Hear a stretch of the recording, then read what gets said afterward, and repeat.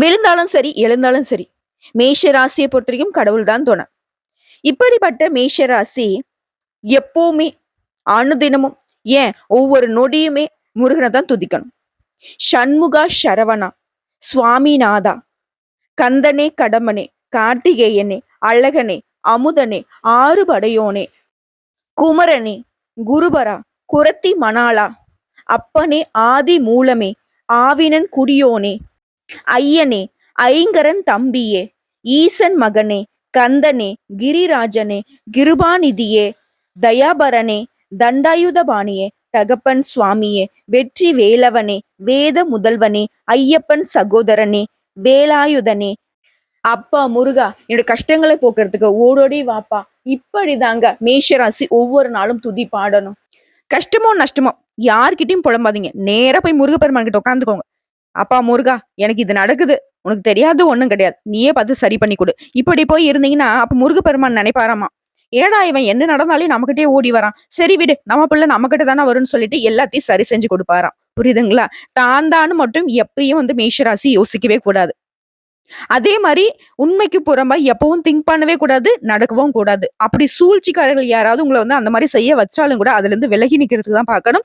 அப்படிப்பட்ட கஷ்டத்துல கூட நீங்க முருகனை தான் நினைக்கணும்.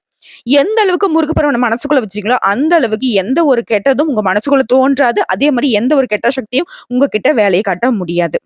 இப்போ மனசுல புரியுதுங்களா? எந்த அளவுக்கு முருகனுடைய பாதுகாப்பு உங்களுக்கு தேவைப்படுதுன்னு.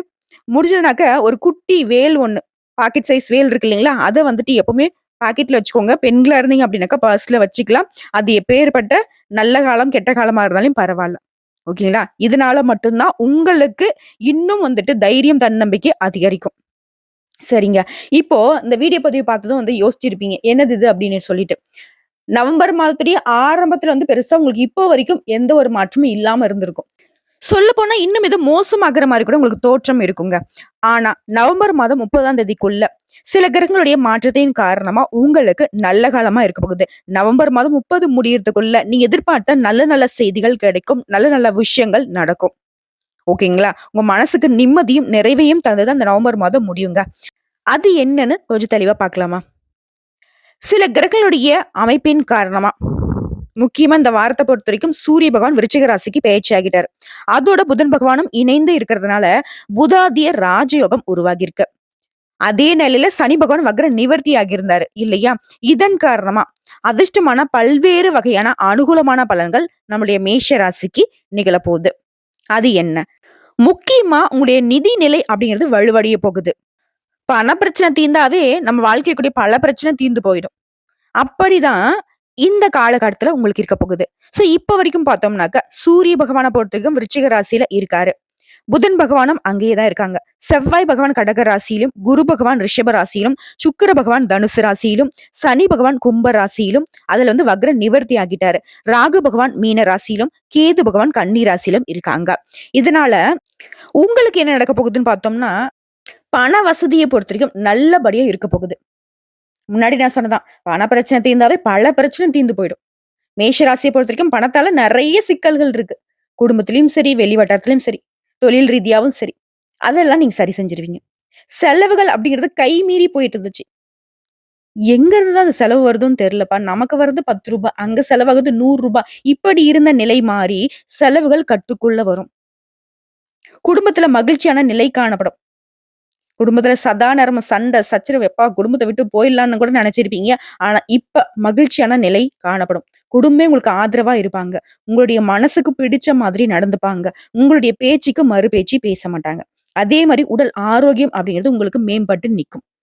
இதுவே மேஷ ராசிக்காரங்க ஒரு பேரண்டா இருக்கீங்க. உங்களுடைய பிள்ளைக்கோ உங்களுடைய பெண்ணுக்கோ திருமணம் பாக்குறீங்க அப்படின்னாக்கா அந்த விஷயத்துல இப்ப ஈடுபட வேணாம். கொஞ்சம் தள்ளி போடலாம். அதே மாதிரி கணவன் மனைவிக்கிடையே சின்ன சின்ன கருத்து வேறுபாடுகள் ஏற்படுறதுக்கு வாய்ப்பு இருக்கிறதுனால விட்டு கொடுத்து அனுசரிச்சு நடந்துக்கோங்க. குடும்பத்தை பொறுத்த வரைக்கும் மேஷ ராசி பொறுமை கடைபிடிச்சா போதும். வேற எந்த ஒரு பாதிப்பும் இருக்காது. அது வேலைக்கு செல்லக்கூடிய அன்பர்களுக்கு, ஆணா இருக்கட்டும் பெண்ணா இருக்கட்டும், அலுவலகத்துல பணி சுமை கொஞ்சம் அதிகரிக்கும். இதனால மனசளவுல சோர்வாவும் உடல் அசதியும் உண்டாகும். உங்க கூட வேலை பார்க்குறாங்க இல்லையா? அந்த சக பணியாளர்கள் உங்களுக்கு ஒத்துழைப்பு கொடுப்பாங்க. சோர்ந்து போன மனசுக்கு உங்களுக்கு ஆறுதலா அவங்க நிப்பாங்க. நீங்களே யோசிப்பீங்க, "அடடா! இவங்கள போய் நம்ம தப்பா நெனச்சுட்டோமே! கஷ்டப்படுறப்ப நிஜமாவே உதவுறாங்கப்பா.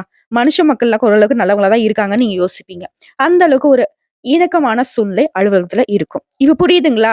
உங்களுக்கான வேலைய நீங்க பார்த்துக்கிட்டு இருப்போ, சக பணியாளர்கள் உங்களுக்கு தப்பா தெரிஞ்சாங்க. அது உங்களுக்கு வேலை அதிகரிக்குது, நீங்க கஷ்டப்படுறீங்க அப்படிங்கிறப்போ, நல்ல மனுசங்கள நீங்க புரிஞ்சுக்கிறதுக்கான வாய்ப்பு குடுத்திருக்கிறாரு. இந்த சமயத்துல வந்து பாத்தீங்கன்னாக்க, நல்லவங்க யாரு, கெட்டவங்க யாருங்கிறத நீங்க தெரிஞ்சிருப்பீங்க. அடுத்து சொந்தமா தொழில் செய்யக்கூடிய மேஷ ராசிக்கு, வியாபாரத்துல விற்பனை லாபம் அப்படிங்கிறது நீங்க எதிர்பார்த்தபடியே இருக்கும். நவம்பர் மாதத்துடைய ஆரம்பத்துல நீ என்ன யோசிச்சிருப்பீங்க? வியாபாரம் என்னப்பா வியாபாரம்? அடடா! என்ன பண்றதுன்னே தெரியல. இந்த மாசம் ஃபுல்லா வந்துட்டு எனக்கு தலையில குள்ள தான் போல. இப்படிலாம் யோசிச்சிருப்பீங்க. ஆனா இப்போ நீங்க எதிர்பார்த்தபடியே லாபம் இருக்கும். நீங்க யோசிச்சிருப்பீங்க இல்லையா? இந்த அளவுக்கு ஒரு லாபம் வந்தா ஓரளவுக்கு இந்த பிரச்சனைலாம் சமாளிச்சிடலாம். இந்த அளவுக்கு ஒரு லாபம் வந்தாக்கா, அடுத்த மாதம் வந்து பார்த்தீங்கன்னாக்கா, இன்னும் கொஞ்சம் பொருட்கள வாங்கி வியாபாரத்த விரிவுபடுத்தலாம். இப்படி யோசிச்சிருப்பீங்க இல்லையா? அந்த திட்டத்துக்கு தகுந்த மாதிரியான லாபம் கண்டிப்பா உண்டு. கடையை விரிவுபடுத்துவதற்கான எண்ணம் இருந்தா, இப்ப நீங்க முயற்சி பண்ணலாம். அதற்கான ஏத்த காலகட்டம். அடுத்த குடும்பத்தை நிர்வகிக்கும் பெண்மணிகளுக்கு. பிரச்சனை அப்படிங்கிறது எதுவுமே ஏற்படுறதுக்கு வாய்ப்பே இல்ல. ரொம்ப பயப்படுறது நீங்க தான். ஏதாவது பிரச்சனை வருமா? குடும்பத்துக்கு கஷ்டம் வந்துருமா? இதுதான் யோசிச்சுட்டே இருப்பீங்க. சதா நேரமும் உங்களுடைய திட்டம் வந்துட்டு குடும்பத்த நோக்கியே தான் இருக்கும். பிள்ளைகள பார்க்கறது, குடும்பத்த பார்க்கறது, பெரியவங்கள பார்க்கறது, உற்றார் உறவுக்காரங்களுடைய செயல்பாடுகள் தான் நம்ம குடும்பத்த பாதிச்சிருமா? நம்ம குடும்பத்துடைய மானம், அவமானம் இப்படியே யோசிச்சுட்டு இருந்தீங்க இல்லையா? ஒரு பாதிப்பும் கிடையாது. ஏற்படுறதுக்கு வாய்ப்பே இல்ல. பிரச்சனைங்கிற பேச்சுக்கே இடம் கிடையாது. நிம்மதியா, சந்தோஷமா இருக்க போறீங்க. நீங்க நெனச்சதெல்லாம் நடக்கும். முக்கியமா ஆன்மீக பயணம் மேற்கொள்வீங்க. நீண்ட நாள் பிரார்த்தனைகளை நிறைவேத்துவீங்க. சதா நேரமும் ஆன்மீக சிந்தனை மட்டுமே உங்க மனசுக்கு தோண்டிக்கிட்டே இருக்கும். ஓகேவா? ரொம்ப மகிழ்ச்சிகரமான சூழ்நிலையை அனுபவிக்க போறீங்க. அது வேலைக்கு செல்லக்கூடிய பெண்மணிகளுக்கு. நீங்க எதிர்பார்த்த பதவி உயர்வு, ஊதிய உயர்வு கிடைக்கும். பெண்களுக்கு சூப்பரான காலகட்டம். அதுவே மாணவர்களுக்கு படிப்புல ஆர்வம் அதிகரிக்கும். அதிக மதிப்பெண்களை பெறுவீங்க. இப்ப வந்து பார்த்தீங்கன்னா, எக்ஸாம் டைம் அப்படிங்கிறதுனால, நீங்க கொஞ்சம் படிச்சா கூட ஆல்ரெடி பாடத்த உன்னிப்பா கவனிச்சிருப்பீங்க. அதன் காரணமா, இந்த பரீட்சை பேப்பர்ல சமாளிச்சு அழகா ஆன்ஸர் எழுதிருவீங்க. இதன் காரணமா அதிக மதிப்பெண்களை பெறதுக்கு வாய்ப்பு இருக்கு. பெற்றோர்கிட்டயும் சரி, ஆசிரியர்கிட்டயும் சரி, பாராட்டுகள் பெறுவீங்க. சக மாணவர்கள் மத்தியில நீங்க ஹீரோ மாரி தெரிவீங்க. மாணவர்களாகட்டும், மாணவிகளாகட்டும் படிப்பு விஷயத்துல இந்த காலகட்டம் ரொம்ப சாதகமா இருக்கு. எண்ணம் போலவே மதிப்பெண் உண்டு. அடுத்ததா கூலி வேலை செய்றவங்கள்ல இருந்து கோடி கோடியா சம்பாதிக்கிறவங்க வரைக்கும். பொருளாதார ரீதியா நிதிநிலை அப்படிங்கிறது சரியா இருக்கிறதுனால, இப்போ இந்த நவம்பர் மாதம் 30ஆம் தேதி முடியறதுக்குள்ள உங்களுக்கு இருக்கக்கூடிய பண பிரச்சனை தீரும். சுருக்கமா சொல்லனாக்க, இந்த ஒரு 10, 15 நாட்கள்லயே உங்களுக்கு இருக்கக்கூடிய மொத்த பிரச்சனையும் சரியாயிடும். நெனச்சதெல்லாம் நடக்கும். நல்லதாவே நடக்கும். சகல விதங்கள்லயும் சௌபாக்கியமான விஷயங்கள மட்டுமே நீங்க அனுபவிக்க போறீங்க. எப்பேர்ப்பட்ட சங்கடமும் மின்னல் மாதிரி உங்கள விட்டு விலகி போகுங்க. உங்கள பொறுத்தவரைக்கும் அதிர்ஷ்டம் தரக்கூடிய எண்கள்னு பார்த்தோம்னாக்கா 4, 7. நீங்க வணங்க வேண்டிய தெய்வம்னு பார்த்தோம்னா, முருகப்பெருமான். பெண் தெய்வம்னு கேட்டீங்கன்னாக்கா, துர்க்கை அம்மன். தினமுமே காலையில வீட்டு பூஜை அறையில தீபம் ஏற்றி, முருகப்பெருமானையும், துர்க்கை அம்மனையும் வழிபாடு செஞ்சுட்டு தான் அடுத்த வேலைய நீங்க பார்க்கணும். இப்படி நீங்க வழிபாடு செய்வதன் காரணமா, அந்த நாள் முழுக்கவே நீங்க நெனச்ச விஷயங்கள் அதிகப்படியா நடக்கும். அதே போல சிவாலய தரிசனமும் உங்களுக்கு நன்மைகளை கொடுக்கும். இப்ப பொது பலன்கள பார்த்த வரைக்குமே மேஷ ராசிக்காரங்களுக்கு ஒரு நிம்மதி தரக்கூடிய விதத்துல தான் இந்த வீடியோ பதிவு இருந்திருக்கும். இப்ப நம்ம நட்சத்திர பலன்கள பார்க்கலாங்க. அஸ்வினி நட்சத்திரக்காரர்கள பொறுத்தவரைக்கும் ஒரே வரியில சொல்லனாக்கா, கெடு பலன்கள் நீங்கி நல்ல பலன்கள் அதிகரிக்கும். இந்த நட்சத்திரக்காரர்கள பொறுத்தவரைக்கும் நீங்க வணங்க வேண்டிய தெய்வம்னு பார்த்தோம்னா, முழு முதற் கடவுளான விநாயக பெருமானுக்கு அருகம்புல் சாற்றி தினமும் வழிபாடு செய்வதன் காரணமா நல்ல பலன்கள் அதிகரிக்க முடியும். 7 முறை தோப்புக்கரணம் போடணும். 7 முறை பிரதட்சணம் செய்யணும். இதுவும் உங்களுக்கு இருக்கக்கூடிய கெடு பலன்களை நீக்கி நல்ல பலன்களை அதிகரிக்க ஒரு வழிவகைங்க. அடுத்த பரணி நட்சத்திரம். பரணி நட்சத்திரக்காரர்களை பொறுத்த வரைக்கும் தேவி துர்க்கை அம்மன் தான் உங்களுக்கு உரிய தெய்வம். இவங்களை நீங்க வழிபாடு செய்தீங்க அப்படின்னாக்கா அற்புதமான பலன்களை தருவாங்க.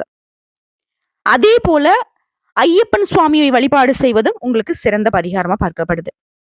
இதன் காரணமா கஷ்டங்கள் தீரும். உங்களுடைய செயல்பாடுகள்ல வேகம் பிறக்கும்.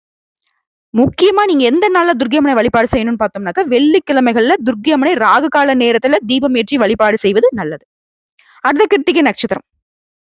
உங்கள பொறுத்தவரைக்கும் நீங்க வணங்க வேண்டிய தெய்வம் அப்படின்னு பார்த்தோம்னாக்கா சிவபெருமான்.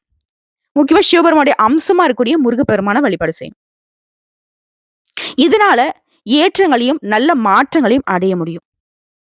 குறிப்பா ஞாயிற்றுக்கிழமைகள்ல சிவாலய தரிசனம் செய்வது உங்களுக்கு பாதிப்புகளை முற்றிலுமா மாத்தி கொடுக்கும். எல்லா விதங்களையும் நல்லது நடக்கிறதுக்கு இந்த சிவபெருமானுடைய வழிபாடு உங்களுக்கு உறுதுணையா இருக்கும். ஆக மொத்தத்துல இப்ப இருந்து உங்களுக்கு நல்ல காலம்தான். நவம்பர் மாதம் 30க்குள்ள நீங்க நினைச்சதெல்லாம் நடக்கும். எல்லாமே நல்லதாவே நடக்கும்.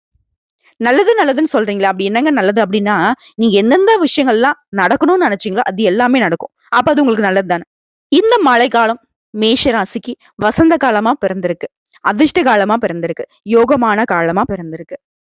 இனி மேஷ ராசியுடைய காட்டுல பணமழை தாங்க பொழிய போகுது. அதிர்ஷ்ட காத்து தான் வீச போகுது. உங்களுடைய எண்ணம் போல வாழ்க்கை உங்க கையில் இருக்க போகுது. கனவுகள் நனவாக போகுது. அப்பன் முருகனே, ஆனை முகனே, சிவபெருமானே, நீங்க தாங்க துணை. நீங்க மட்டும் தாங்க துணை. ஆன்மீகத்தின் வழி நடக்கும் மேஷ ராசியுடைய கஷ்டங்களை போக்க அவங்க கூடவே இருங்க. இந்த வீடியோ பதிவு உங்களுக்கு பிடிச்சதுனாக்க நம்ம வீடியோக்கு ஒரு லைக் பண்ணிடுங்க. மறக்காம நம்மளுடைய முருகன் ஜோதிடம் சேனலை சப்ஸ்கிரைப் பண்ணி பக்கத்துல இருக்க பெல் ஐக்கானை கிளிக் பண்ணி வச்சுக்கோங்க. அப்பதான் நம்முடைய வீடியோ பதிவு உடனடியாக உங்களை வந்து சேருங்க. மேலும் ஏதாவது ஆன்மீக தகவல் தேவைப்படுச்சுன்னா கமெண்ட் பாக்ஸ்ல பதிவிடுங்க. உடனடியாக பதில் தெரிவிக்கப்படும். வாழ்க வளமுடன்.